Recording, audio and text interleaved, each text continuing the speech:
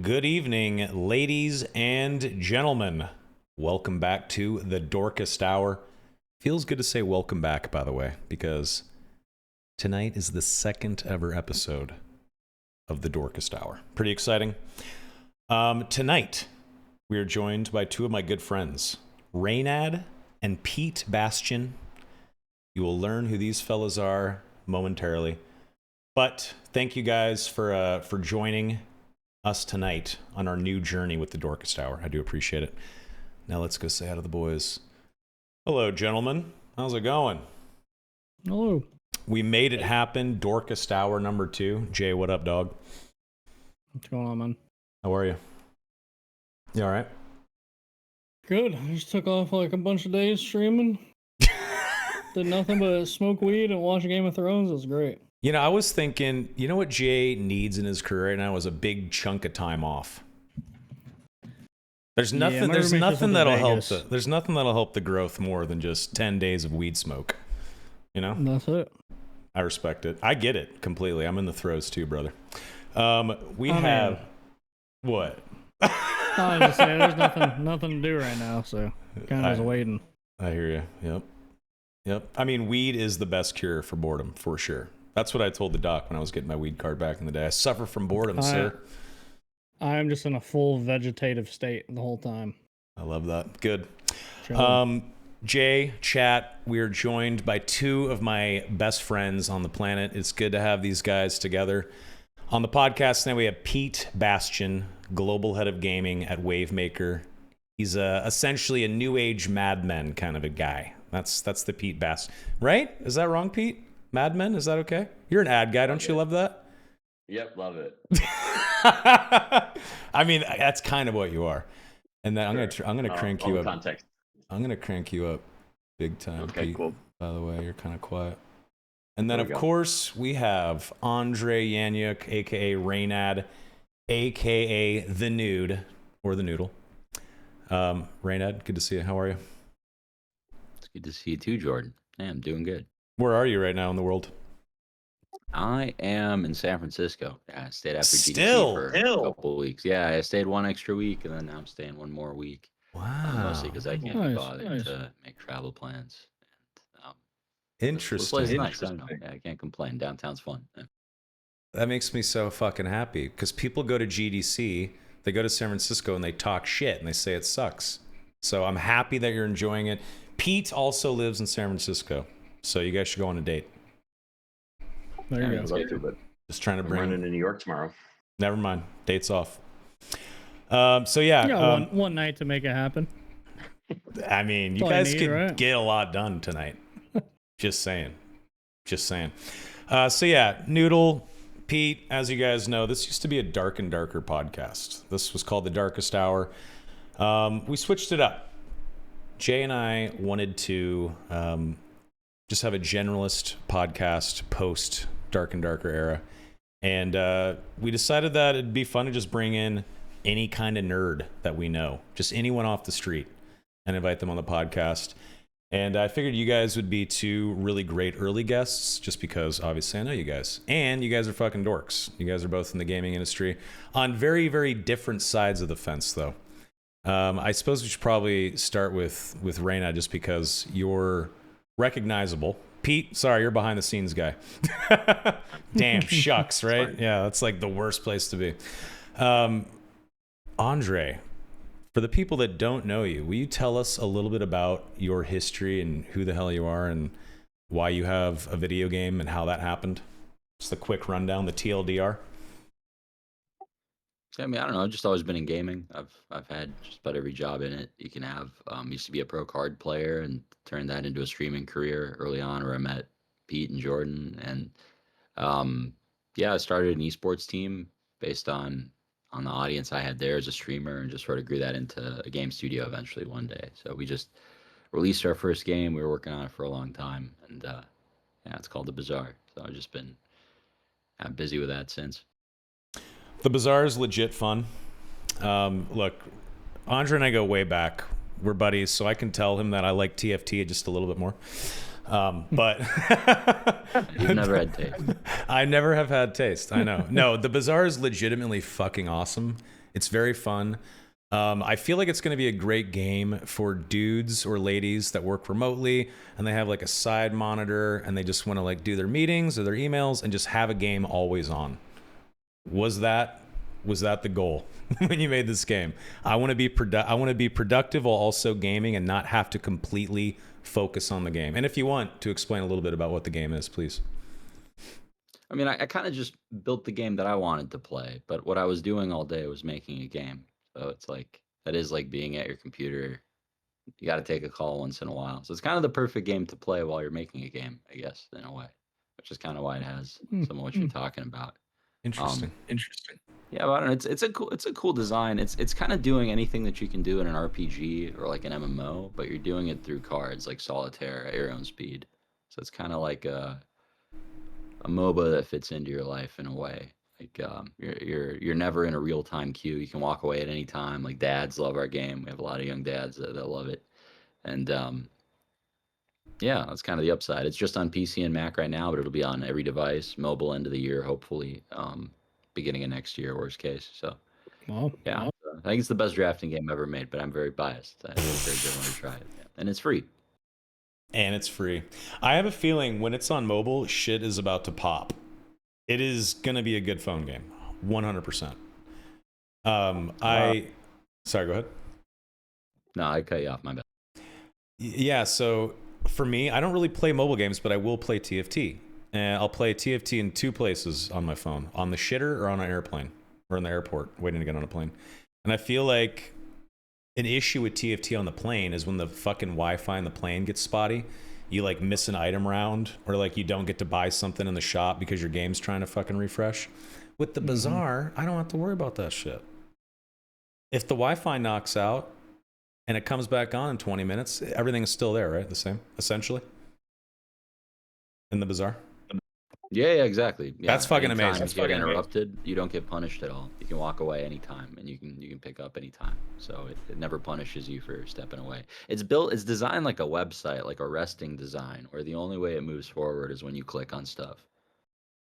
So everything is opt-in. Interesting. Nice. Okay, we're gonna pick on you now, Pete, a little bit. Sorry, buddy. Please. We'll get back to Nerd Jesus in a little bit.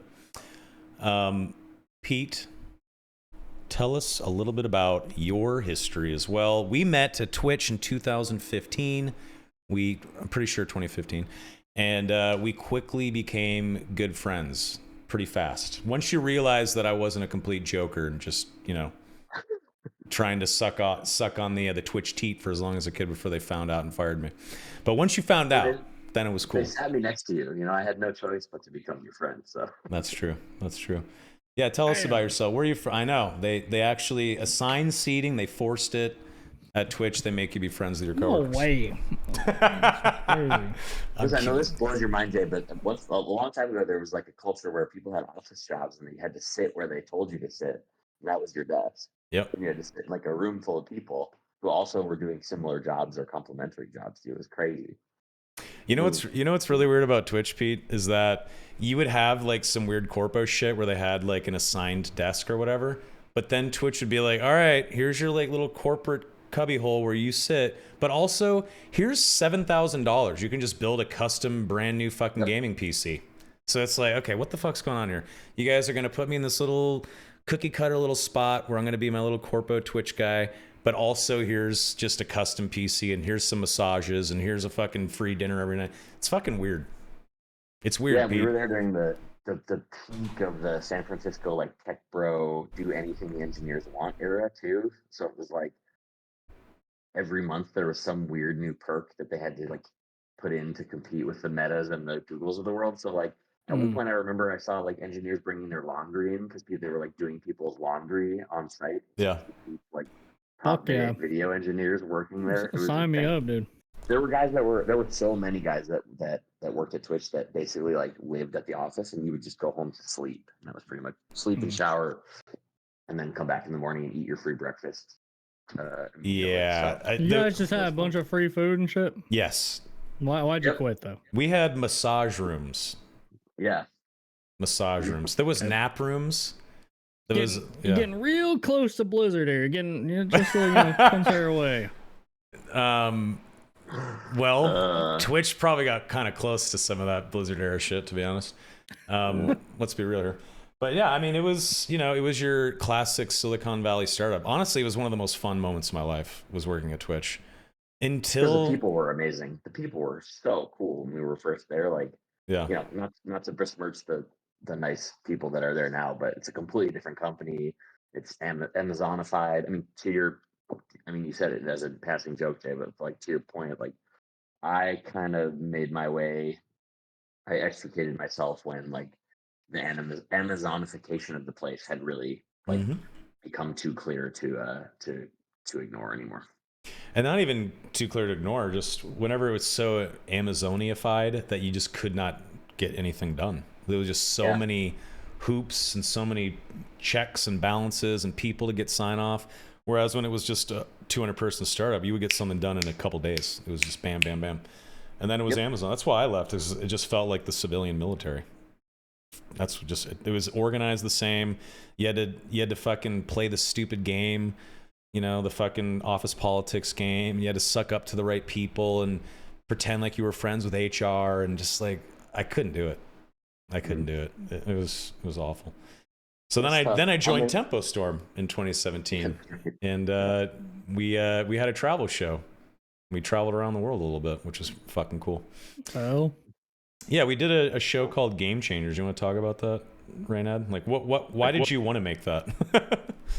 Yeah, it was a good time. Yeah, I remember when Pokemon Go blew up, Twitch was still banning you if you weren't streaming games. This is right before. It was like the one good thing that came from Bezos buying it is he said Twitch has to allow everything now.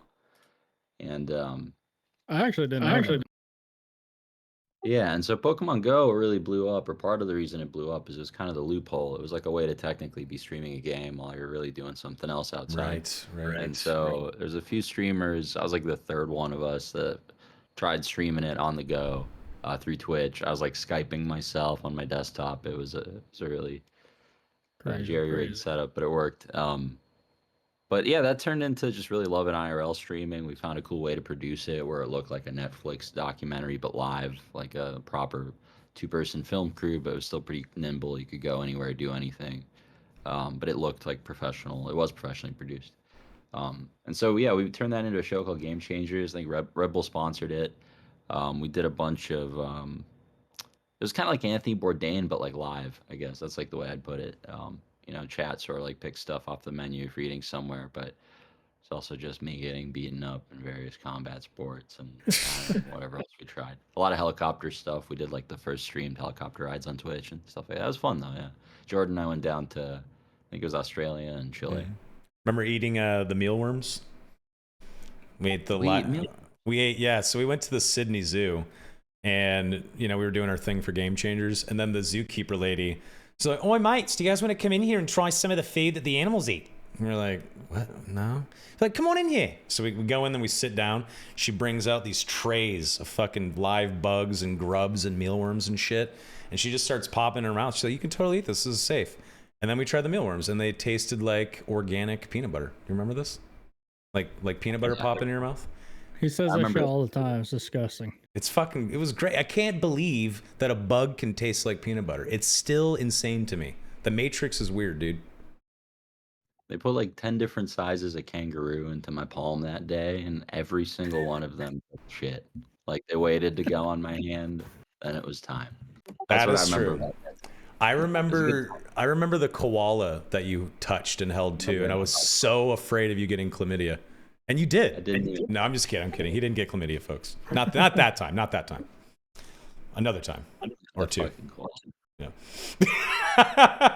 Pete, you never told us what the fuck you do for a living. Let's get back to Pete. Yeah, tell us. Got away with it. Yeah. Tell us. We met in 2016. And hey, by the way, your AirPods sound really shitty. Oh, sorry, brother. I'll change my mic. We met in 2016 when I got moved to Twitch. Moved me to San Francisco. How's that? Much better. Cool. Twitch moved to San Francisco in 2016. I was the guy at General Mills who kept talking about how the fact that we make cereal and fruit snacks and pizza rolls meant that we should be doing something with video games as like a marketing thing. And places full of traditional MBA marketers at the time. This is like the first half of the 2010s, where people were just like, that sounds cool. What the hell does that mean? And so like games and brands had not like intermingled in the way that they are now. So I started the relationship between Twitch and General Mills for Totino's. Obviously that performed insanely well for them because Yeah. like I always say, the Venn diagram of people who watch Twitch and people who eat pizza rolls is a circle. So they thought I was a I'm in marketing there. genius, but I was just marketing to myself basically. And then Twitch kind of, based on the success of that, Twitch asked me to come play for them in the opposite direction. So when I joined Twitch and sat next to Soma, my job was basically to figure out how to convince the Nikes and McDonald's and Cokes of the world that they should be buying ad media on Twitch. That's how we met. Now Indeed. I kind of do that at a bigger scale on the ad agency side, where I work with some of the biggest brands in the world making campaigns for Twitch, but doing in-game sponsorships and making esports tournaments happen and like branded events. And basically, if one of our giant ad agency clients goes, "Hey, how come we aren't doing more in gaming?"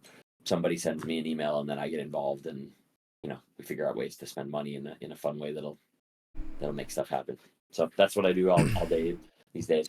Intervening times, I don't know, during the plague years, I was at some startup places, also with Soma. I worked at PlayStation and Twitter in there for a while, and and now now my job is kind of entirely made up, but an absolute blast on a day-to-day basis because nobody knows enough to ask me enough questions to like figure out what the hell we're doing on a day-to-day basis, which is great. It's a good spot to be. Yeah. I mean, let's not downplay it.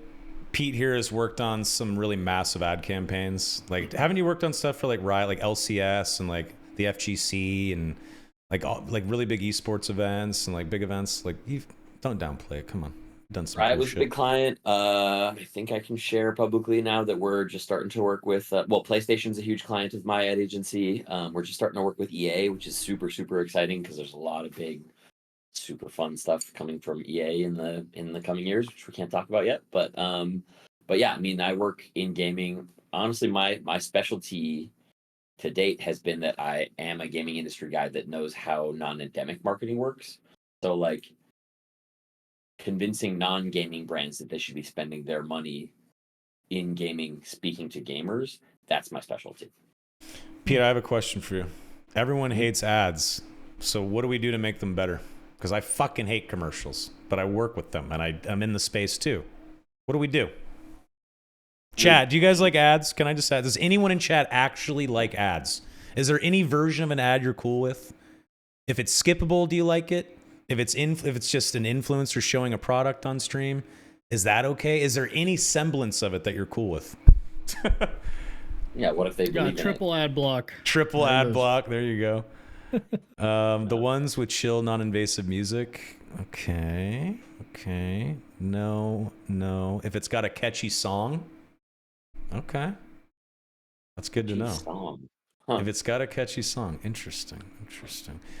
Marad says, I only What? like funny Volkswagen ads. Okay. There's I a just world want out to there. know who the hell makes some like 4-hour ads on YouTube. You ever wake up, you got autoplay on, you fell asleep at Chromecast on YouTube, and you're 2 hours into like a church ad. Yes. You guys ever seen that shit? It's ridiculous. And they have Who mined makes that like $700 of fucking ad revenue from you. Yeah, just because I was sleeping. It's actually so shameless. Yeah, I noticed that too. Like Tristan will be, watching some like kid show on YouTube, and then we'll be playing, and an ad will come on, and it'll be a 37-minute ad for car insurance on a fucking kids YouTube video. It's fucking weird, man. Ads are breaking, and they're getting way worse, more invasive. Twitch especially. I mean, the three of you guys watch some Twitch. Have you noticed how fucking bad the ads are? It's getting way worse. Have you noticed it? I had to buy Turbo. I couldn't do it anymore. Damn, I got you to spend money. There you go. Noodle, I mean, whenever you watch people play your game, the Bazaar, how many pre-rolls do you have to sit through? How many ads do you have to fucking sit through? And do you think it's worse than it used to be? Oh yeah, and I'm seeing a lot more of it. I mean, I think it's just there's the same amount of ad companies, and they're more desperate because ads aren't as effective anymore. The thing about influencer marketing taking over is it's kind of a symptom of like distribution changing. I think like players will just play the best thing now, like their favorite Yep. game, Yep. with no loyalty, and I bet you that extends to all other products. And so in that world, like marketing is dead and advertising is a problem and takes care of itself one day. You know, it's just going to gradually become less effective till people stop doing it just because it's a distraction from focusing on the product. That's my hunch. But also, people have probably been saying that forever and it never goes away. And so I don't know. That's true.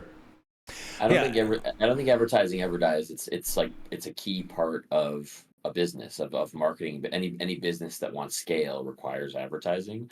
I think that the ethos of advertising changes kind of along the same curve that you just laid out, Andre. Like um, you're 100% right in that like the more ad savvy that the world gets, and by like this is the ad savviest that the general population of the planet has ever been in terms of right. you know, media is a conversation now instead of a like that broadcast model that we were born into, where it's like you just watch a TV station and everybody gets the ads, and everybody in the same region gets the same ads. Everybody now expects advertisers to be in a conversation and to understand who they're speaking to on a level that they never did before. Yeah. Um, I think that like messaging or like getting the message out about a product or like you know so it's the digital sort of globalized version of standing on a soapbox and yelling at the top of your lungs about how your product is great. Like that will never go away. The sort of like the amplification of a message is always going to be a thing that you have to do to get people to buy in. But the era of like frosted sugar pops are good for you, like that's long gone, right? Mm. Like and the further we move into the future and the more information gathering that resources that the average person has access to, the less effective that misleading or cheaply made or lazy advertising is. Mm. Yeah, I don't think marketing's ever going to go away or advertising will ever full on die. I think it'll just morph and evolve or de-evolve and wear a new mask. It'll just change constantly. And I think what we will notice, my hunch is that that state of change is going to happen faster and more often. Faster trends that change more quickly, because that's happening with literally everything on the planet and in any scenario. You want faster food, you want faster entertainment, you want to get places faster, you want everything to be faster and more convenient. So I think with that kind of mindset not going anywhere and only going to get worse, I think we'll see ads evolve and change to stick with that. And I think influencer marketing, micro influencer ads, like someone that you're willing to spend 4 hours watching on Twitch, that's the guy that's going to get you to buy a product, not a banner, not something that you don't even notice anymore on the screen. That's dead. So I think the only marketing that actually does make sense is influencer marketing. And the reason why I definitely believe that to be the case is because that's the one job, especially in the West, that everyone wants. So you're seeing the market of influencers expand more and more and more. And advertisers are always going to have billions of dollars to spend and products to push. And if people aren't looking at the banners, well, they're going to go to where people are looking. And that's some kid playing Fortnite or Andre walking around a park playing Pokemon Go on his phone or whatever the fuck it is. Anyway, I don't know how we turn this into ad week. Sorry, it's my fault. Sorry, chat. I'm sure you guys are super There's jazzed. two advertising nerds going at it. Who would have known? I know. Sorry. Noodle. See, there it is. I got someone to try out Factor. See? Damn. Look at that. It works. It works. Fucking A. Yep. Hit that ad button. 30 seconds. Hit it, Jay. Nope. Andre, I wanted to ask you, and you were here at my place pre-GDC, and we talked about this, but I want to hear it again on the podcast. What the fuck is it like becoming a superstar on Twitch, this brand new platform, this new medium of entertainment, the game streaming website, you kind of master that, and then no shit, a few years later, you turn around and put your own fucking game on it. Like, what is that like? That's got to be a fucking amazing feeling. Yeah, I mean, parts of me feel really satisfied. I saw it through. Most of me just feels kind of like whelmed. It's kind of the same hamster wheel over and over. I want this big ambitious thing, and then I get it, and then I find a reason to be, uh, you know, unhappy right afterwards, and I want the next thing, and then it's sort of like I don't know. At this point, like I'm glad I saw it through, but man, it was such a long project. It was like 6 or 7 years, and like 3 years into that, Damn, especially at the damn. times where it's not going well, you just want it to be done. And so a lot of it is just like relief. And a lot of the last couple of years of it, parts of it felt like, okay, like you're priced in at this point, like you have to finish it, right?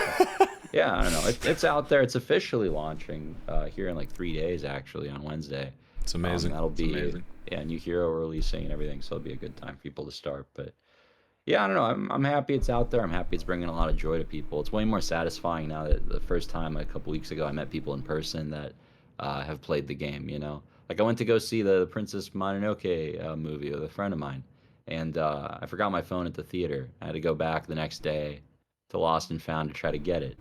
And there's a guy there, shout out to Pablo, and he was just he helped me get my phone or whatever. And he's like, "Hey, do people recognize you in public?" I've been playing the Bazaar a bunch, and it's a really great game, and that stuff feels great to like meet real people that they've played the thing, and so that's awesome. I'm glad that'll continue. I think it'll be a game that like stands a test of time. I hope it's, Mm. but I don't know. A lot of it is just relief. I'm trying to figure out what I want to do next because, to be honest, like a lot of what I didn't like about streaming is still here with the game development side. Half the job still feels like running a daycare I didn't sign up for. I still every day ask whether more people should hit their kids. Would the world be a better place?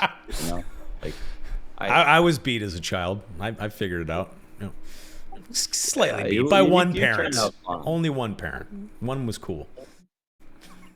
I don't know. It's anyway. It neither of us turned into redditors, Jordan. That's what I'm saying. And maybe yeah. But I don't know. There's parts of it I love. It's a fun creative outlet. It's a good medium. It's cool to be able to imagine like some cool media thingy, and a great game studio can make just about anything, an Yeah. animation, Yeah. whatever. So it's fun. I don't know. I'm grateful to be in a position to make fun stuff, and it'll always be tasteful, and hopefully it stays fun to do. That's kind of the part I'm wrestling with right now. It's like, and like, what part do I want to be involved in?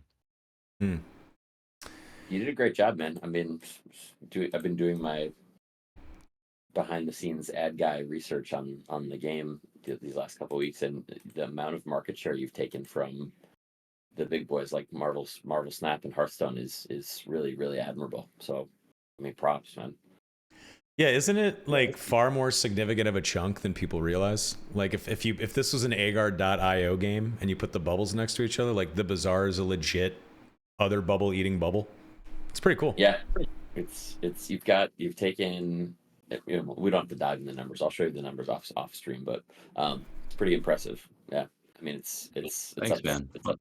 You probably know better than I do because we don't market, and I haven't looked at it. And yeah, I think like I'm glad people are enjoying it. I hope more people play card games in general. Uh, but yeah, it's been cool to see people play. That's really the best part. Is like watching streamers play the game is more fun than playing the game even, or like working on the game, which is really interesting. That's like a feedback loop I hadn't been able to have it before. Like Interesting. I don't think you're the first person to say that actually. I'm pretty sure when I was working at Twitch years ago, occasionally devs like at PAX or something, they'd come back and they'd say, "You know what the best part about this shit is just watching other people play it." Like a lot of them said they barely even got to play their own game. They would just watch some dude or girl that was really good and just watch that. That's how they would spend spare time, with someone else enjoying their art instead of their own ego enjoying it.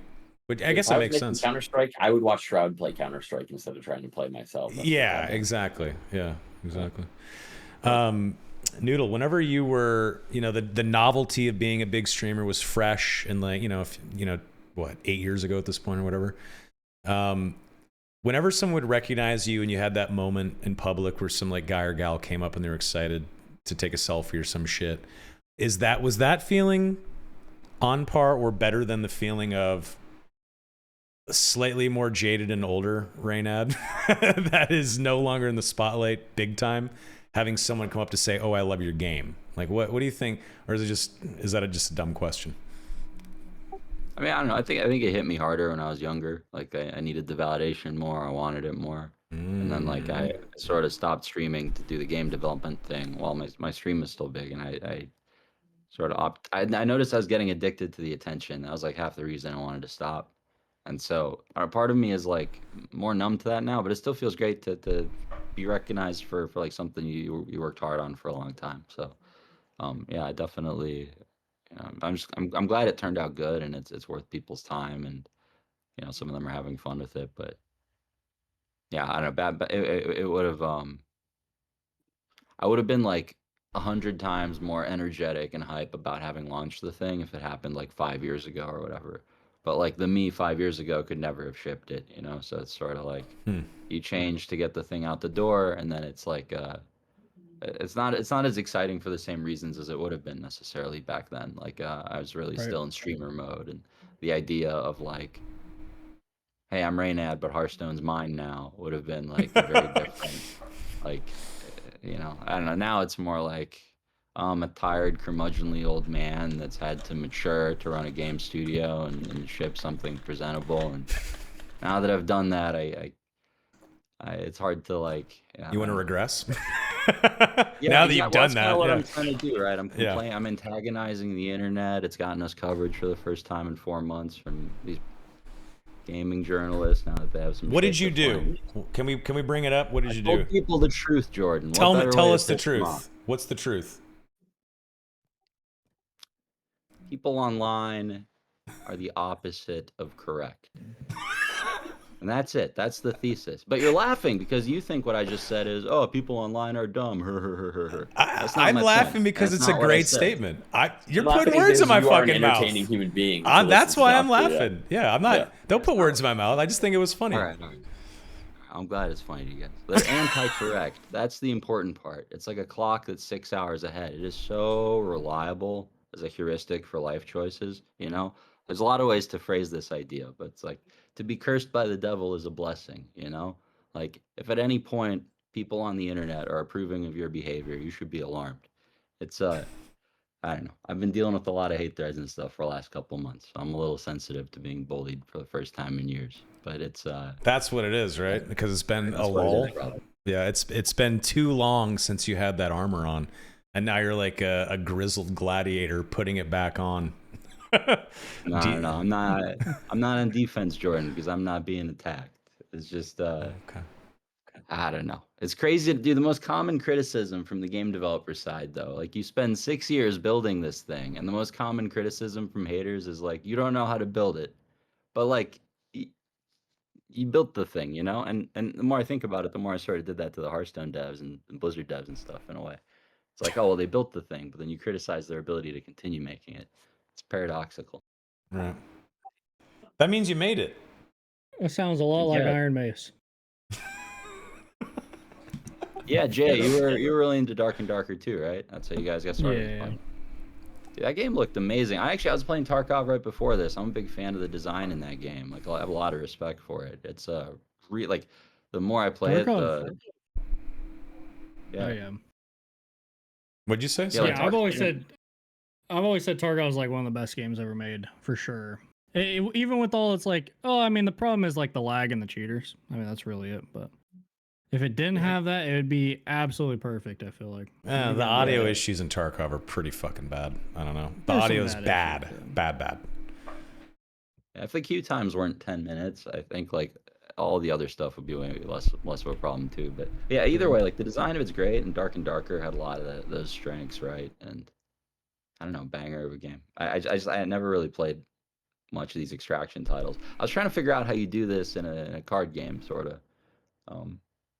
Get all the execution out of it. So Extraction I don't have cards?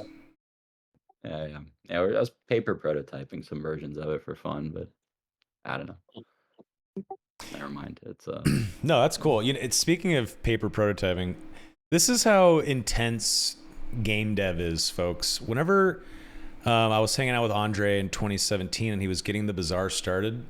It was just every single card in his head, a stack of construction paper, and a Sharpie. And he literally fucking wrote out and drew the game. All those fucking cards you guys are playing in the Bazaar right now, that used to be white paper and Sharpie and Reynad smoking a joint hunched over it like a fucking nerdy goblin, just fucking getting all my cards, pulling them together, just making apparently a successful game on fucking Twitch. Insane. But what was the early sort of stages of that like? Like, did you ever think, like, as you're writing out those fucking cards and you got to card 100, that it would ever actually be pixels on a screen? Because that's fucking crazy. I don't know. I think it's cool. Yeah, man, it's the most fun part of the journey, right? At the very beginning, it's all like a creative, whatever. It's a blank canvas. You can make it whatever.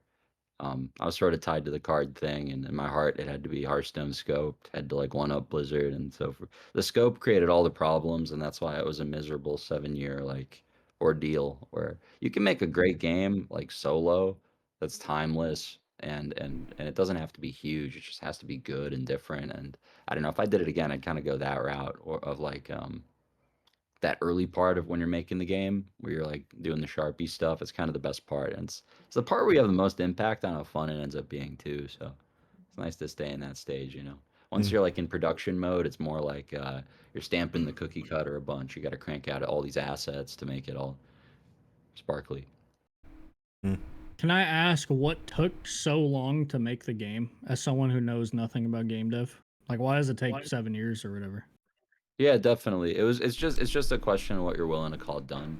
So like in my head, it like Hearthstone was the bar. Hearthstone took 7 years for Blizzard to make, and they started with Blizzard. We started with an esports Right. team and zero developers and zero experience. So like I had to build a game studio was part of it. I didn't know I had to build a game studio for the first couple of years.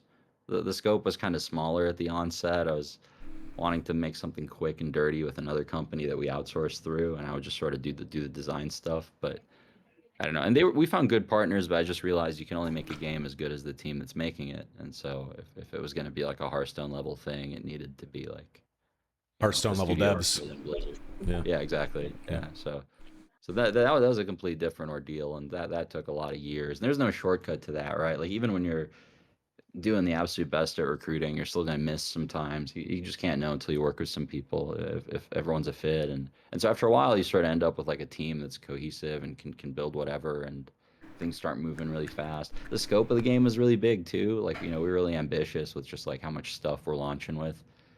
We didn't like start small exactly, so That's a good there's a thing, bunch though. of That's a great thing. Yeah. I didn't mean to cut you off. I'm sorry. Sorry about I that. think in the era of early access everything, like getting an actual complete game. 100%. I'm so happy you did that. Yeah. It's just kind of a relief, if anything. Like, so many studios and game devs and companies are so okay with fucking pushing out a half-painted picture and expecting you to fucking pay for the full ticket to the show. It's fucking annoying. So whenever, and of course, it has to be some brand new from the ground up indie studio that says, fuck the trends, we're going to give you guys some more at release, because that's how it always is, because this industry is standing on the shoulders of modders and indie devs, and that's the truth, and it always will. Because as soon as you go AAA, as soon as you go corpo, well, your soul's gone. It's over. What do you think, Pete? You're a corpo guy. Sorry, it's true. I was gonna say. Give Are us you the targeting rundown. me? Give us the rundown on AAA. Why is it so bad? The shareholders. Yes. Because Yep. shareholder value. Yeah, I mean, up and to the right is the problem. I don't want to this could be an 18-hour podcast if you let Andre and I talk about the philosophy of capitalism and how it affects the art that we love. But this is, I mean, we are in an era where AAA is going to have to figure out a new model because the way that it exists now is just not sustainable, right? It's all licensed games or sequels or remakes, and it's all done by these skeleton crew teams that are on some sort of slave-driven timeline where like people are just literally at their backs like whipping them while they're sitting in the studio. So it's just I'm not going to say that I didn't play a great AAA game last year because I played a few of them. I've played a few of them over the last few years that I really, really loved. I've even played a couple AAA games that were remakes and sequels over the last few years. But I think it's pretty undeniable that gradual enshittification has infected the game industry.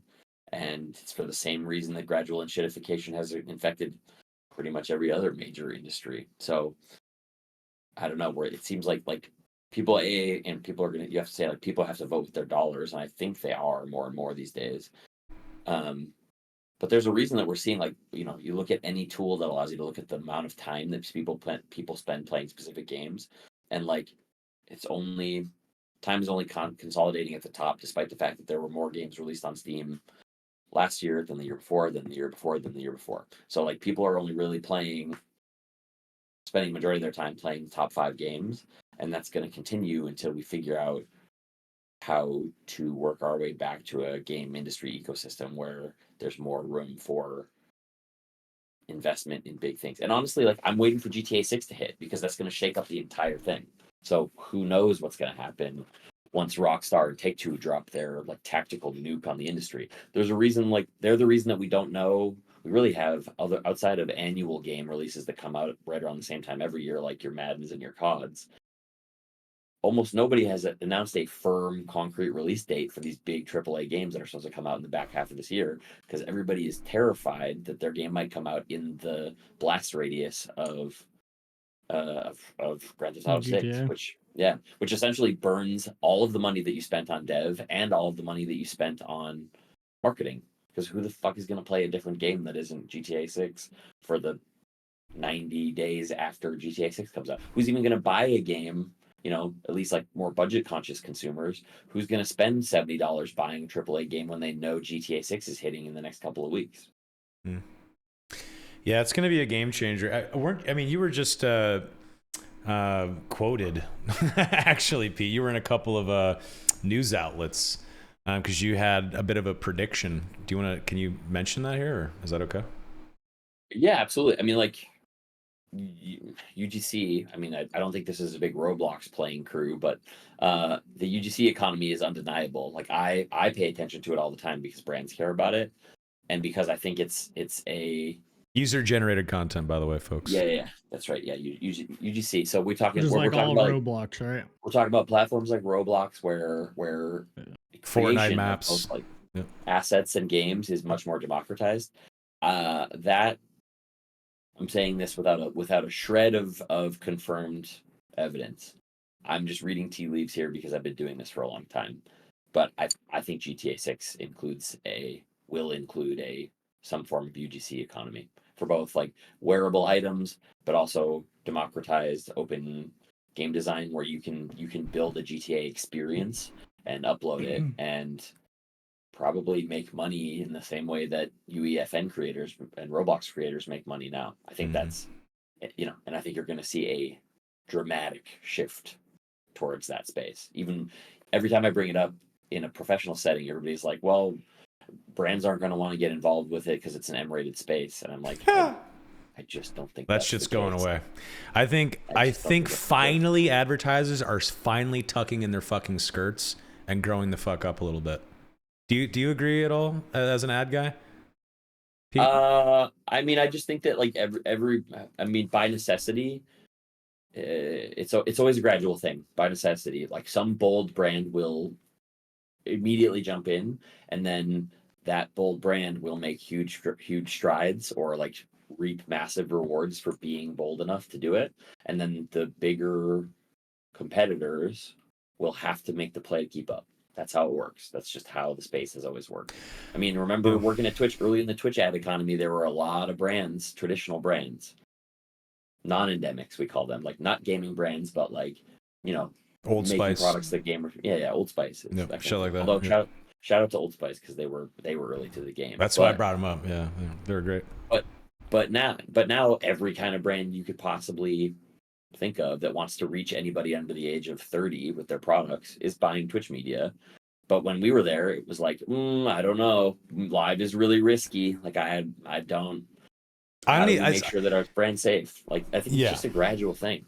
I was referring to advertising over something that's mature or that has a cuss word or something. That's what I'm referring to. I think in general, not just Twitch, advertising in general is going to start getting just a bit more mature because people are fucking sick and tired of how fake that bullshit is. People say bad words, folks. Sex is a thing. Violence is a thing. The world's fucking crazy. And when your fucking advertisement is making the world out to be some fucking Disney princess show and that where nothing bad happens and I go buy your toilet paper, it's fucking annoying. It is annoying. And I think people are getting over it. I don't know. And rant. It also ties back to the thing I said earlier about how this is the most ad savvy the general populace has ever been. That's true here. We're inundated. Like everyone's face is connected to their phone or screen. Ads are more powerful than ever, but also weaker than ever because they're everywhere. We're being flooded by them because they're not working. So what do? You push more. That's why Twitch is going through this right now.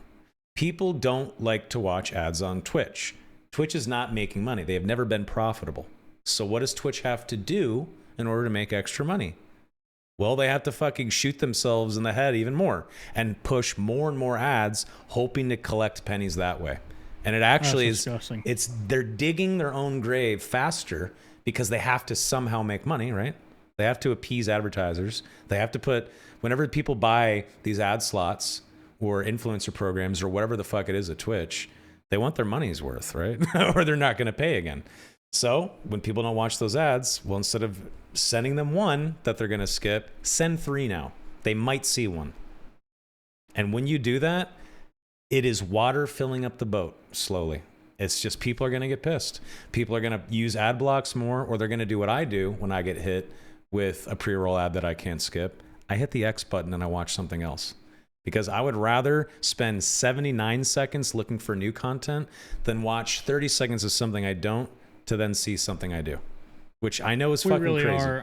It's crazy. We really are about to start getting in-game ads. You know, I can't remember what game it was. I played a game like 3 months ago that was free to play, and it hit me with an in-game purchase ad. Was it on mobile or console or PC? No, it was on PC. I can't remember what it was though. But I immediately uninstalled and never looked back. Yeah, I mean, Andre, you're a game developer. Andre's a game developer now. Are you ever going to live long enough to see yourself become the villain that puts an ad in your game? I want to make the best game. I think ads are just make it feel tacky, so we try to avoid that stuff. Now, there's other ways to make money. Games don't really need help making, like, good games don't need help making money. Like Fallout's a good example. You know, they made a great show, but the game's not trying to drive people to the show. The show makes no money. The show is trying to drive people to the game, which, like, per user makes great money. And yeah, I don't know. Sorry, I lost my train of thought. What was your question, Jordan? Well, the show makes money. The show makes money by showing people ad media on Amazon Prime. Right. Well, that's one way that it can. That's one. I don't know. I think there will come a time where you're driving through GTA and the billboard in there will have an ad that someone paid for that's like natively in the world. Yep. But would you do it? How much that's affecting their bottom line? I think at the end of the day, the $60 on the sale or whatever is just like gonna dwarf all that revenue by so much. It's barely worth talking about. For most games, it's not worth the hassle. Maybe if you're at the scale of Rockstar, it's worth it. I don't know. So are you saying you will live long enough to be the villain to put an ad on the Bazaar one day? I'm kidding. I'm kidding. I know you would never do that. All conventional loot boxes, bro. Spin it up. You know what? Admit it. When you guys click a little loot box in a game and some fucking sparkly dopamine fucking cum shot hits you in the eyes and you get your fucking skin or whatever the fuck it is, you like it. Admit it. I do. Oh, I start itching a little bit. Yeah. Start tingling, you know? Feels good a little bit. I don't think I've played a game with loot boxes in it in... Oh, no. You never played Overwatch? You never opened packs in Hearthstone? I played Rivals when it came out. Is there loot boxes in Rivals? I didn't know that. Isn't there? Probably. I wouldn't doubt it. They are hella Chinese, and it's a free-to-play game, so it doesn't monetize all hell. Weapon cases in CSGO? You never open up a weapon case in CSGO? I never did. I played a lot of Dota 2. I bought a lot of... I play a lot of Dota 2, so I think that's probably the last one. God, is Dota 2 still around? Is the international still a thing? Like, Yeah. holy Yeah, shit. I know I'm still huge being too. facetious, but what did the prize pool get up to? Because the thing about the international was every year the prize pool was a little bit higher. It got to the point where it was like 10 million fucking bucks or some crazy shit. Did that continue, or did it start to slump because people got over Dota 2? I don't think people. Probably I don't think it's even. flatlined. Yeah, I think it's flatlined. I don't think it's like. I don't even think it's accurate to say that people are over Dota 2, but it stopped that like crazy growth that it had because I want the to say it's been a market couple concentrated. mil the last few years. Oh, Yeah. wow.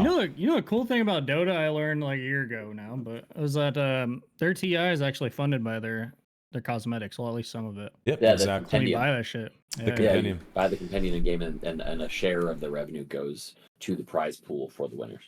Sorry, I should have mentioned that. That's exactly why I'm bringing it up, because every year it gets higher and higher because the player base wants to give more money. They want to see Yeah. the progress bar go up. That's what humans do, right? So every year, let's get this international prize pool to 9 to 10 to 11 because it is the players that are generating that money, right? But after a point, you don't have endless growth, right? You hit a wall at some point with users that are willing to spend money on something like that. So Holy shit. what? Sorry. 40 mil prize pool in 2021. That's what I'm talking That is about. insane. I didn't know. That's what It I'm was 2 talking mil about. in- It goes bam, bam, It was bam. 3 mil in 2024, but whatever. See? What the fucking...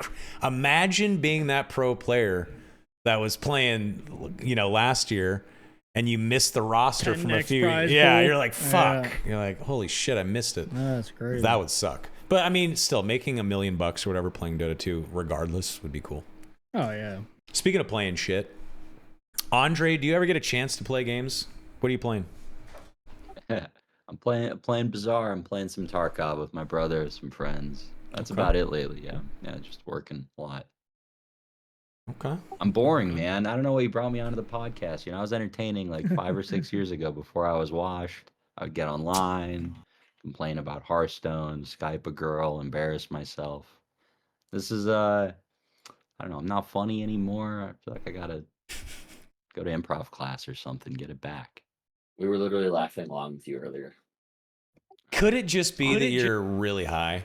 That you're just smoking copious amounts of weed and you're just like, you just fucking like just glaze yourself down, and if you just put the joint down for a day, you'd be right back to your old self? On the Lord's Day, Jordan. Whatever you say. Sure. Not much of a smoker. Whatever you say. Okay.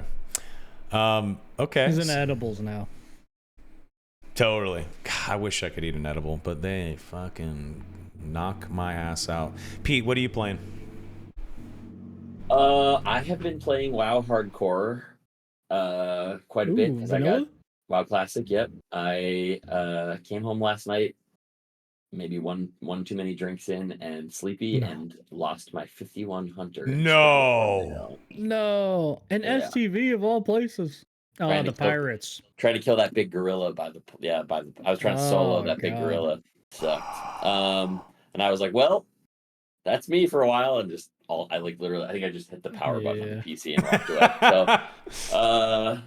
That Yeah. I've been playing Monster Hunter a little bit with the crew. I'm probably gonna dive into the new AC this week when I'm not goofing around. And then on my Steam Deck, I've been playing. Remember the lesser known sequel to Shadows of Mordor? Shadow of War, I think it's called. Yes. Yeah, it had the Nemesis system. Really good game. Yeah. Totally missed it when it came out, but it runs like a dream on the Steam Deck, and I've been playing that on flights. And if I feel like if I get my like Game Boy kid instincts, like sitting on the couch, it's been great. Nice. What about you, Jay? I just been watching Game of Thrones, and I am super addicted to Squad. I cannot help myself. Squad. Whoa. I love Squad. Have you guys played Armor Reforger? No, Never. Craig's been talking to me about that. So Yeah, so like Daisy was built on Arma 2, and then, rest is history there. But Arma 3 came out a long time ago, and Arma 3 is where Battle Royale took off. That's where Brendan Green, player unknown, was able to find massive success with BR. And Arma 3 is old as fuck, and Bohemia Interactive are making a new Arma. And the current version of it, it's not Arma 4, it's just called Arma Reforger. and it's fucking awesome. It's actually quite good, and they're slowly starting to go full fucking circle, because of course they are, with modding, and they're trying to put the OG DayZ mod back on Arma. I find that to be hilarious and sad, because everyone's really excited about that. Isn't it sad that that's where we are with the state of games, is that you have to wait for something to come back full circle in its original form again to like get some semblance of joy out of the hobby that you used to love? Or am I just being depressive? Sorry. Sorry about that. Okay, that was sad. Anyway. It's both, I think. But anyway, it's really fun. That's what I've been playing. Arma, Reforger, and that's it. Is that game not slow as fuck? By the way. I mean, isn't DayZ though? It's a running simulator, right? The good thing about Arma Reforger is currently I'm playing a mod called Wasteland, which was a really huge thing on Twitch back in the day if you were a variety streamer or a personality streamer. And Wasteland is just, essentially it's DayZ without the zombies. There's multiple factions, so you have like teammates, and then a bunch of vehicles and choppers and shit, and you just fucking go to war. You like build a base, you're just on this giant map, and there's like Op4, and there's like the independent group, and then there's the fucking whatever, and then it's just a big war. It's fucking fun. It's pretty great. But I might have to tap in. yeah, check out Arma Reforger when you get it. Here's the good thing about Reforger. A lot of games, like if you want to like play something modded like Skyrim or something like that, you want to play a bunch of mods, you have to get some third-party program or something. You have to like download shit, fuck with config files. Some people don't know how to do it. It gets a little weird. That was the case with Arma as well. You had to actually have third-party programs on your PC running to download mods to then play the game. Reforger has fixed all that shit. Now you just find a server, you click it, it downloads all the mods automatically. You just go right in. It's fucking amazing. And they being some modder, they're currently working on a better version of DayZ and Battle Royale, like OG BR, back on Arma. So if you're looking for something to play, looking for something to stream, it's pretty fucking fun. Not gonna lie to you. Yes, Clean is a streamer that's been playing it a lot too. Yeah, Clean loves that game. Nope. Clean's great. I love how that guy was able to like kind of get away with gun range streams. Just like going to the range, just fucking unloading with a fucking AR. Is that against TOS? Showing a real gun on stream? There was some iffy shit for a while. Yeah, people were getting banned or suspended with like firearm stuff, and then Clean just like straight up went to the range. You know, he's a Marine. Yeah. Just fucking unloaded. You can see him shooting. You can see his weapons. And he didn't get banned. He's still on. So someone changed. It's not against TOS now. You ever seen Landmark streams? Got a gun wall of like 100 different guns. Yeah. Landmark's a very, very chill, stoic guy. I don't think I've ever seen that guy get upset once on stream. Oh, Do you guys you clearly haven't watched his Tarkov streams? No. Just I'll watch him fleetingly. Pete, Reynad, do you guys watch anyone on Twitch or even YouTube? Are there any like, I don't know, video creators out there that call to you, or are you guys also just old like me and you sit outside in the backyard not watching anything but the sky? You don't do that. Just I do. I'll I'll go outside and just fucking look at the stars and just stand in the backyard. I might have a joint in my fingers. That might be a part of it, but absolutely I do that. I enjoy standing outside in the backyard staring at the sky way more than I do sitting at my PC now, which was not the case a year ago. I'd rather be in here, but yeah. I don't know, is that weird, Jay, to go outside and look at the sky? Yeah, definitely old as fuck now. Come on now, that's how you pass the time. Just watch the birds flying overhead. Not a lot of birds. He's contemplating existence, Jay. There's not a lot of birds. Okay, it's a fucking hot desert. No, I don't know. I just like watching. Yeah, who you watching?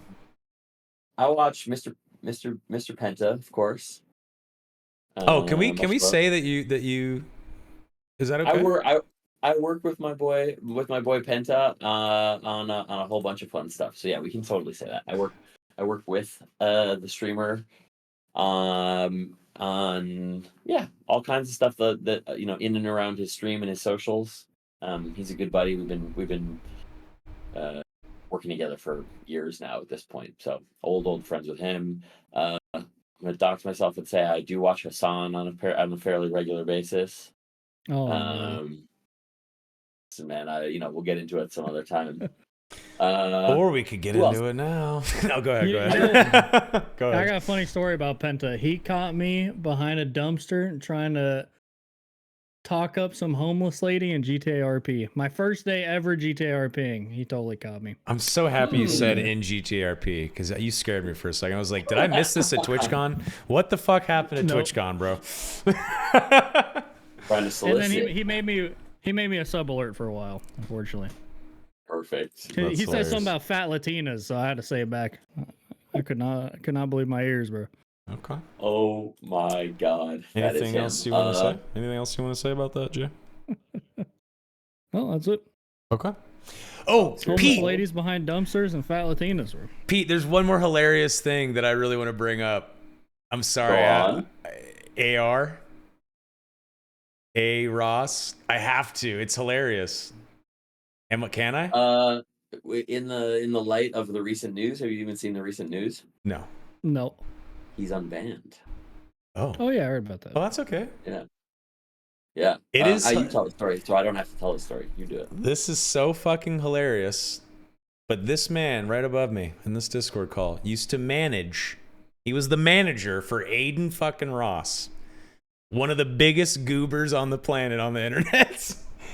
And Did you Pete get him that steak deal? and Pete Yeah, I'm a convinced steak me deal. to do a couple of deals with Aiden Ross too. And one time I did a Kool-Aid deal with Aiden Ross. So I was like, you know what, my boy Pete, he's got a good talent here. I'm gonna hook this guy with a Kool-Aid deal. It's gonna be awesome. And guess what happened, chat? Guess what happened, Andre and Jay? Oh, So Aiden Ross, very, very likable guy, extremely intelligent, calm, cool, collected kind of a guy. He's about to start his Kool-Aid stream. There's like 20,000 people watching, maybe more. And it's like 2 minutes out from go time. And the client is in chat. Clients in chat, people that work at Kool-Aid are there. They're excited. Aiden Ross is a big deal now. oh Lord. Bunch of friends get in the Discord channel and they start talking about Kool-Aid, and it's right before go time. And Aiden goes, you know what my favorite Kool-Aid flavor is? Cum flavored. And just shouts Problem? that he loves cum flavored Kool-Aid as he is starting his Kool-Aid stream in front of Kool-Aid and stream elements and all these people. And he's got this big cum eating grin on his face, or shit eating grin, sorry. And it was, I knew right then and there. What's wrong with that? I knew right then and there a star was born and that this guy was going to take over the internet because, of course. And what happened? Aiden Ross became something. He became The something. biggest steak streamer of all time next to Trainwrecks TV. That's right. Trainwrecks. I forgot about that guy. I will say, in Aiden's defense, not that he deserves one, given his actions, but he has the capacity to be a very sweet dude. I managed him very, very early in his career. This is like years and years ago at this point, before the whole steak thing. We actually I was kind just of kidding. Yeah, I know. I appreciate you. We actually kind of parted ways over the gambling thing, though. Like there was an era Oh, really? where he was like constantly in Mexico, streaming gambling sites and being like, "I'm here with FaZe Banks, bro. Like it's totally cool. We're in Mexico. It's legal." And it kind of fell apart. That's kind of when our relationship fell apart. But he has the capacity. He's a very nice guy if you catch him outside of his persona. I think his arc is very indicative of a lot of the state of American culture in general at the moment, unfortunately. But we'll see. Yep, I would agree with that. Could be a redemption arc. I believe in the Aiden Ross redemption arc. We'll see what happens, but I want to at least give him a shot. You believe in the redemption arc. I choose to believe. There you go. Jordan, That's I better. choose. Okay. I choose to believe in the Aiden Ross redemption arc because I do remember the kid being like, I remember him being the kid where he was like, "Yeah, bro, a couple thousand people are watching me play NBA 2K in my bedroom. Like that's crazy." Yeah, man, let's blow you up. All right, you believe in the redemption arc? I think that's nuttier than squirrel shit myself, but that's fine. I hope for it. I hope for it. I would love to see it because he has the capacity to be a good human being. Okay. Well, we are an hour and 5 in. We're gonna switch it up to Q&A for the next half hour or so. I know these guys have shit to do, so we won't go super long. But let's do Q&A at least for a little bit. Is that cool, fellers? You guys down with that? Sure. All right, chat. Let's fucking go. What you got? Ask us anything you want. Ask the entire forum. I got one. Bring it. Since you guys have both been with the orgs, how much is the org cut, by the way? When a team wins like a tournament, like we were talking about Dota, do they take like half? Because I would imagine so. This is an Andre question. Yeah, go for it, baby. Yeah. I ran an esports team for a long time before we were a game studio. It depends on the game is the answer, and the business model in the olden days was all about the cut, especially in Dota. Like Alex Garfield, the guy that made EG, had a really brilliant business model early on. Really, they had like 6 of the top 8 teams in the international or whatever, and so the cut was like a big deal when, it's like a meaningful chunk of the purse. But then like over time, basically any of the teams that were good enough to make it to TI, like to cash, they would push for lower and lower cuts from. We didn't have Dota teams, so this is like outside looking in what it looked like to me. Right. But yeah, basically the cut just kept lowering for the better teams over time. And at this point in most games, it's pretty minor. Like teams will get a cut of sticker revenue usually in Counter-Strike, but outside of that, the prize winning cuts are usually under 20% from what I've seen. We always did under that. Oh, it's not as bad as I thought. The business model for teams has changed a lot in the intervening years too. There's a lot of orgs that have like diversified what they're doing. So they might be an esports org, but they're also selling merch, and they're also maybe a content studio, and they're doing production for brands and that kind of thing. So like, if you look at the like 100 Thieves of the world, 100 Thieves is doing a lot more than just running an esports team at this point.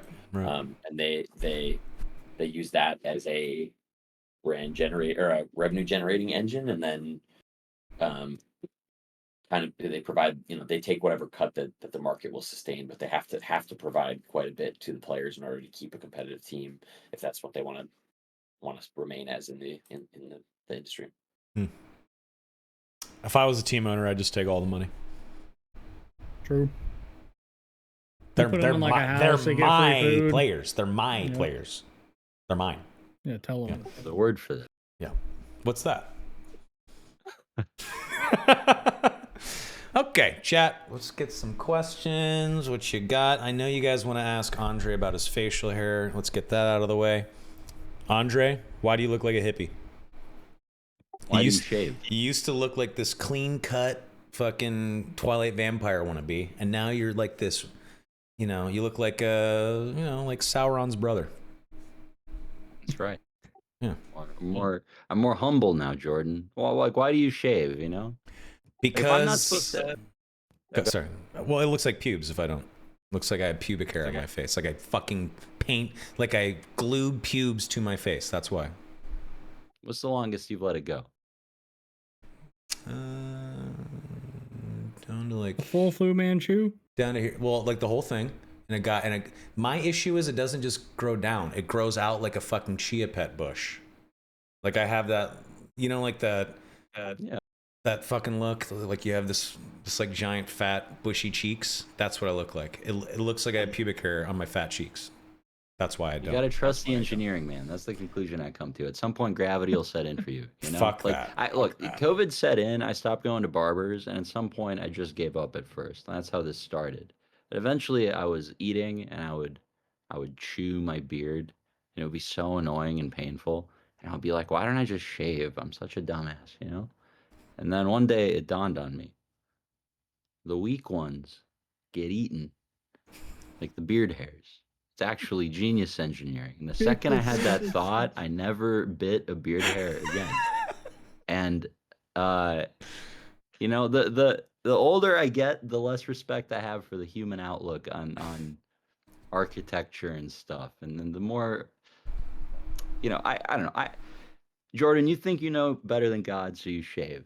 I'm not so sure, so I let it grow out. That's kind of where I'm at. But also, it's easiest to do nothing. So, like, at least 80% of it's laziness, I'd say. I think Women we look at finally me got the differently real now. answer. Yes, they do. But I mean, you're still Yeah. Noodle. They still want to. claim They it's still want to just climb us, the but Noodle, it's- right? Yeah, I don't. I like it, man. I'm gonna keep it going. It helps me mask my immaturity. Everyone thinks I'm old and wise now. I wear a Pete coat sometimes. They stand up straighter. Everyone listens. You I'm know, never you would shaving again. rock a great wizard hat. I gotta let you know right now. All right, check this out, You look like guys. if you threw a robe and a hat on, you would fit the part. I found some older pictures earlier, just in case this popped up. This is Noodle at TwitchCon 2016. This is what he looked like. Look at that handsome young man. That's not the same person. Look at that Legend. handsome. Don't you just want to fuck that face? Just look at it. Don't you just want to kiss it? Yeah. You still look like that in my head, Noodle. You still look like that. That's I how I picture see my him. mental- Yeah, exactly. My mental Rolodex. Too far. Hey, we're friends. Okay, we go hard. Okay, you guys don't even know. But no, that's the Reynad that I always like picture in my head. But this is the Reynad we have now. The more improved, wizened, older, stoic hippie Noodle. I think it's a good arc. I like it. I'm a fan of it. Thanks, man. So Noodle was actually just out here visiting Arizona. He came to visit before GDC, and we went to Sedona. We went on a little hike, which was awesome. And then me and Andre drove all the way to the Grand fucking Canyon. Well, we tried to. We got 80% of the way there, drove like 4 fucking hours, and then there was a goddamn snowstorm that shut down all the highways. So we had to fucking turn around and drive back another like 3 or 4 hours. So we were in the car together for what, 7 hours for no reason? Just hanging out. That was a good day. Just driving. The reason I bring that up is, where do you guys, because chat's not asking good questions, where do you guys want to go next, vacation wise, or for a spiritual experience, or a hike, or camping, or a city? Where do you guys want to go next in the world? Jay, let's start with you, because you haven't left your house in 2 years. Oh God. I know. Oh God is right. Oh, We got to get fucking you out of no, there. bro. I just want a beach and some sun. That's where I Okay. would vacation to. Hawaii, Japan, California. Sure. Well, Japan's cold, isn't it? Somewhere warm. not Japan cold. is hot. A complete 180 from Seattle would be nice. Hate that Fair. shit. Fair. Okay. All right. Noodle. Oh, man, where would I vacation to? I don't know. It's so tough. Into some pyramids or Antarctica, or I don't know, underground into some cave, or there's a bunch of countries. I haven't been to. I haven't seen much of Africa. Or it's not a country, but I haven't seen much of Africa in general. Any of the countries there. I haven't seen Vietnam. I like Thailand a lot. Like that's just always find myself coming back. I don't know. It's all different. It's all good for a different reason. You know, it depends what you're in the mood for. I like to just sort of always be moving. Pete? Island's How high on come my list. Everyone Sure. likes Thailand. It's awesome. You Is it should really go. that great? Yes, it's amazing. You should definitely go. I've been twice. It's that good. Nothing but great things for sure. Have you been, Pete? I haven't been. No, I'm hoping to get over to Asia this year at some point. And do one of those sneaky things where you go for work and you tack a personal trip on the back of it, which is the best. Where do I want to go? I mean, I went to Scotland for the first time last year and fell in love with the Scottish Highlands. And I keep thinking, I'm constantly thinking about going back. It was so beautiful and like so it feels primordial in a way that very few like natural places still do, where like and I'm not talking about like, you know, there are plenty of places in the US where you can go and be in the middle of nowhere nature and there's like no or minimal like human intervention. But this place, Scotland, is wild because like you'll be in the middle of a village and still feel that way, and it's because, as far as I can interpret, Scottish people live in harmony with the environment around them in a way that is like very, very unique and very, I don't know, like they impact the environment around them in a minimal and sort of naturalistic way that feels like that they are in harmony with it. So like I was in the middle of this little Scottish village in the Highlands, staying in this little cottage in the middle of nowhere off of a lake that has like a collapsed castle on a small island in the middle of it, and it was just like, this is the coolest place I've ever been in my whole life. So something about it calls to me still. Nice. Yeah, I spent a month, a month up in northern Scotland, and it looked fake. Some parts. It Yep. was so pristine, and like I remember I was driving on the highway and I looked out the window to my right, and these trees cleared for a second, and there was this just massive fields that rolled endlessly, and there was not a bush or a tree on these fields. It looked like someone had just drawn green hills forever, and it was the brightest green I'd ever seen, on a bright blue sky with no clouds, and it looked fake. It looked like a desktop image or something like that. It was fucking crazy. But yeah, Scotland is so fun, so cool. The people are fucking awesome. The food is, but go anyway. It's still good. Yep. And Thailand. Wait, where'd you say? Thailand? Scotland. I thought Scotland. the food was. Oh, No. Scotland, the food's not great. But Thailand, that's one of the best parts. People were saying, "Oh yeah, lady boys be popping." Good for you. That's my guess. The food is so cheap. It's dirt cheap, and it is delicious. It has no fucking genetically modified bullshit in it or anything shot in it. Like whenever you go to a restaurant, like there's chickens running around, and when you order the chicken dish, they're killing one of them bitches right then and there, kind of a thing. And the beaches are awesome. Bangkok as a city is insanely chaotic and fun. Like when you're driving through Bangkok, at least me, my thought process was, how is anything getting done here? It is pure chaos. It doesn't even seem like civilization can manage itself in such a crazy place, but it does. Anyway, there's a bunch of stuff to like, but it's really fun. You guys should go. Yes. I used to have an old coworker. What? He preached about how he's gonna retire and move to Thailand because it was like $1 is like $100 there or some shit. Yeah, your Some money goes crazy so far conversion. there. That's one of the best parts. You can ball out like a king and barely spend a couple grand. That's one of the best parts for sure. Like you can go to So like that's- a 5-star Yeah. hotel and it's affordable. That's why he wants to retire there. You sure? I mean, no, I didn't pry too much. I Yeah, had my that's own probably the idea of best. why. Yeah. I'm not gonna lie. So many people like recommended Thailand. I don't get it. All I know about Thailand, they got lady boys and tuk tuks. That's all I know. That's what everyone says. So it's like to me, I don't get it. But It's I know nothing about Thailand. geography, When I to went be to fair. Thailand, you don't really even see ladyboys. It's just like a regular place. Like it has nightlife. It's got I'm restaurants. sure. It's I'm just sure a regular it's place. But Yeah. why are you going there? You know what I mean? Like, I went because I had never been and I wanted to go. And then the second time I went, I had $50,000+ worth of cryptocurrency stolen from me. And I was very depressed and sad. And my friend was DJing there. And he said, "Why don't you come hang out with me?" So I went out there and hung out with him for a week. And I did not feel better at the Fair end of enough. that week at all.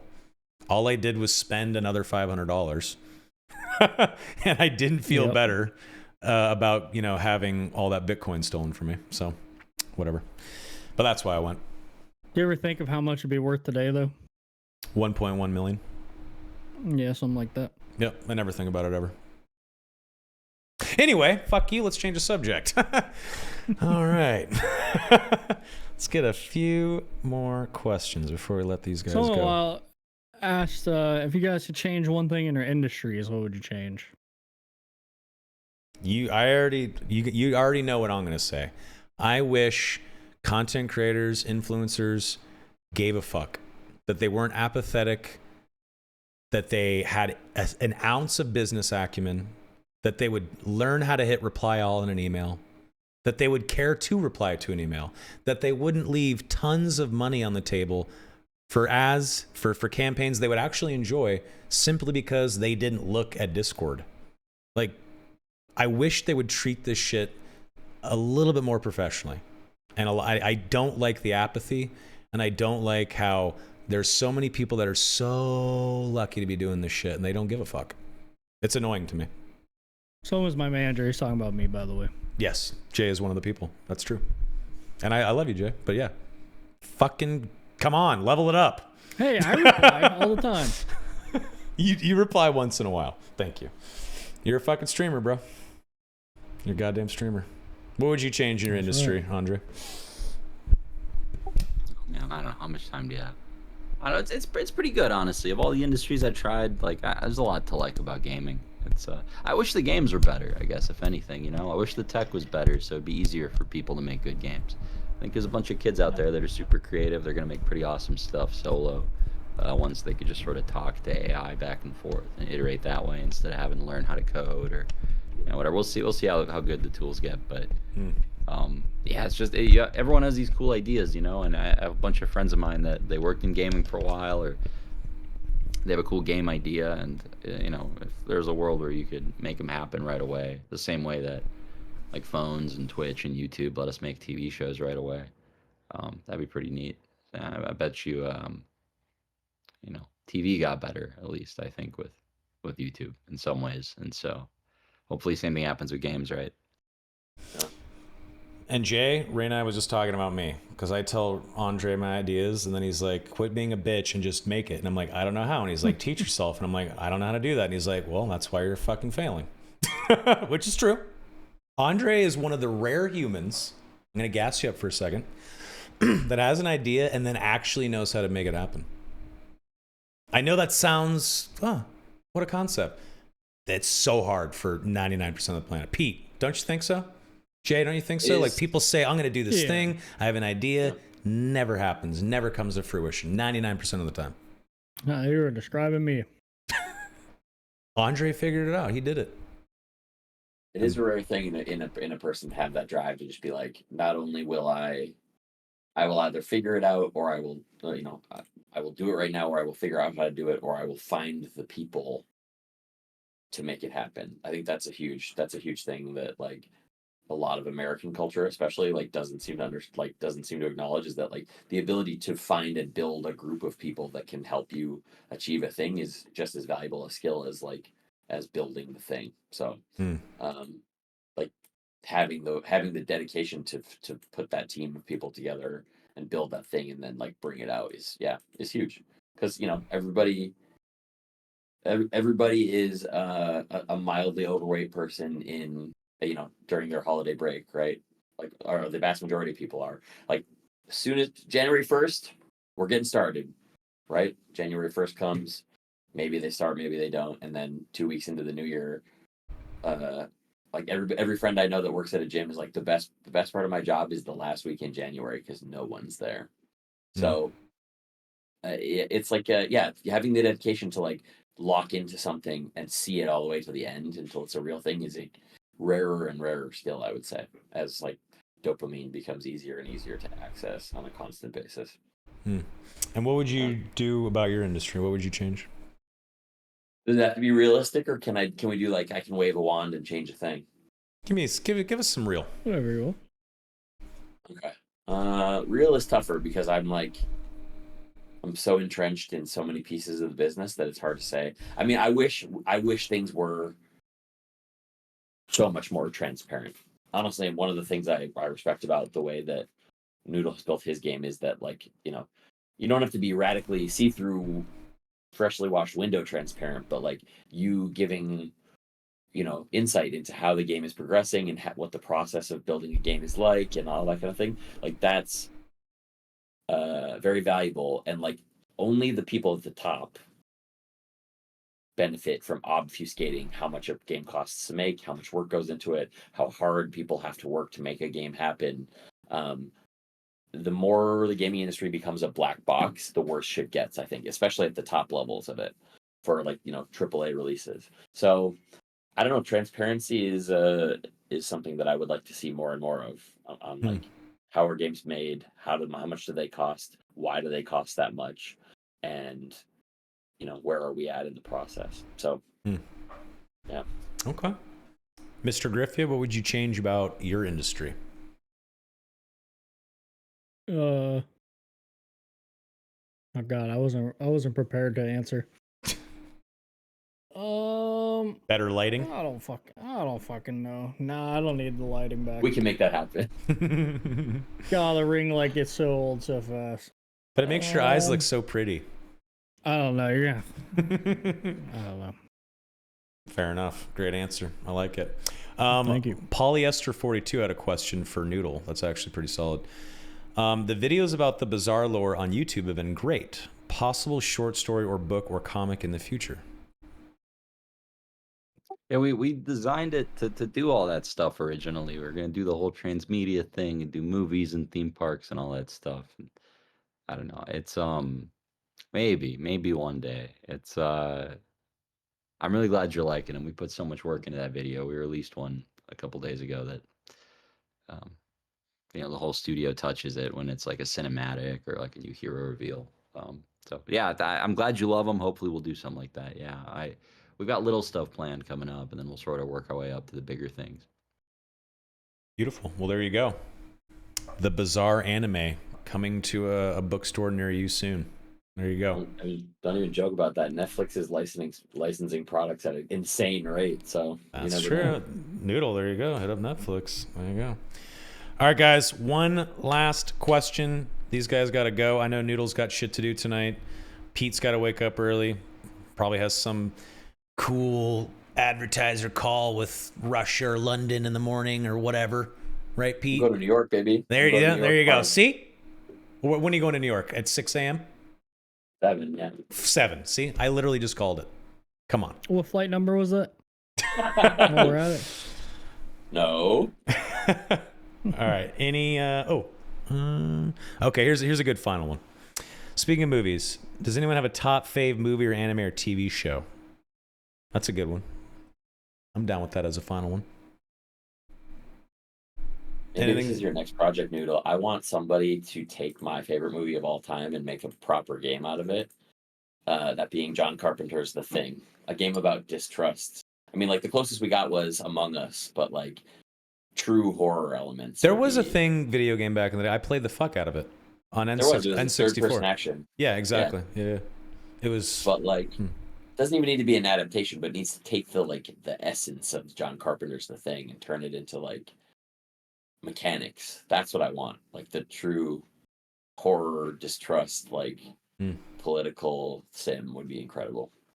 I had an idea for a VR game, a one-on-one game. I'm just going to say the idea because I'm not going to make it. Andre, you can steal it. I've told you about it. It's called Poltergeist. And essentially you're in like a haunted house. And if you're just the regular person, you start up in the basement or the attic or in a bedroom or something like that, randomly in the house. And your only option and goal is to get the fuck out of the house because there's a poltergeist in there that's trying to kill you. The other player, also in VR in the match, is controlling the house. He's throwing the chandelier at you. He's, grabbing his arm and like pushing it through the wall to try to reach at you. He's, locking doors. He's, getting rid of stairs so you slide down them. Like anything you can do to try to kill the person trying to escape the haunted house. How fucking fun would that be, chat? Imagine one-on-one, you and your buddy, you're high as shit. You throw on the VR fucking headset, and then your buddy acts like a ghost and tries to scare. Sounds awful.